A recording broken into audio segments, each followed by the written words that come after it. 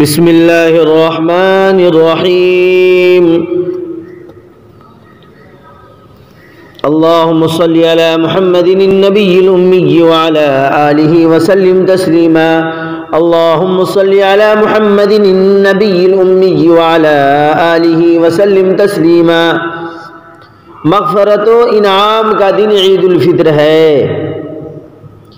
آج پوری امت مسلمہ کے لیے فرحت و شادمانی کا دن ہے، اور کیوں نہ ہو آج فرشتے حکم خداوندی پانے کے بعد ہر گلی کوچوں اور عام گزرگاہوں پر روزہ داروں کے استقبال کے لیے کھڑے آواز لگاتے ہیں، مسلمانوں رب کریم کے دروازے پر آؤ۔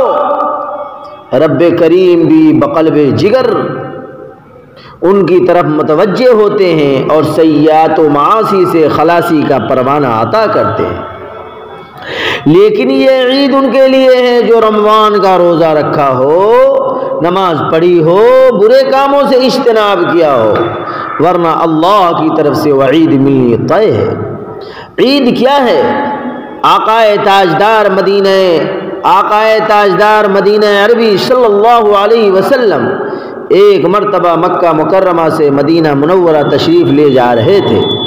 دیکھا کہ کچھ لوگ بہت خوش و خرم ہیں۔ آپ نے پوچھا ما ہذان الیومان، آج کا دن تم لوگوں کی یہاں کیا ہوا ہے؟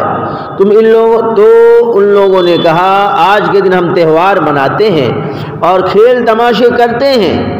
یہ سن کر نبی کریم صلی اللہ علیہ وسلم نے ارشاد فرمایا اللہ تبارک و تعالی تمہارے ان دو تہواروں کے بدلے اس سے بہتر دو دن عطا فرمایا ہے، ایک عید الفطر اور دوسرا عید الاضحیٰ۔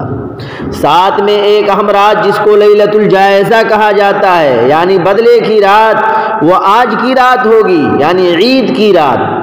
اس لیے رب کریم سے خوب مانگیں، استغفار کریں، استغفر اللہ ربی من کل ذنب واتوب الیہ خوب پڑھیں، اور جو خوب یہ روئیں اور گڑ گڑائیں۔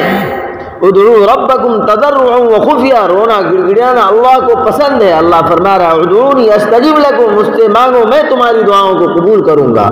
اس لیے خوب روئیں اور گڑ گڑائیں اور اللہ سے مانگیں کہ اللہ جیسا حق تھا میں نے حق ادا نہیں کر پایا، اے اللہ میرے گناہوں کو معاف فرما دے، میرے روزوں کو قبول فرما لے، میرے عبادتوں کو قبول فرما لے، نیک بندوں میں شامل فرما دے۔ صحت و عافیت مانگیں، خصوصاً فلسطین کے لیے دعا کریں، اسی طرح کرونا وبا کے خاتمہ کے لیے اور کثرت اموات سے حفاظت کے لیے۔ بہرحال آج کی رات اور آنے والی صبح بدلے کی ہے۔ احکم الحاکمین بطور فخر فرشتوں سے عرض کرتے ہیں ان کی پوری مزدوری عطا کی جائے۔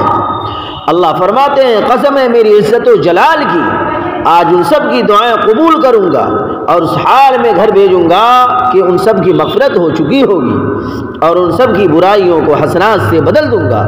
مگر افسوس کا مقام ہے جن کو عید للفجار نصیب ہوا، یعنی جس نے روزے کو روزہ نہیں سمجھا۔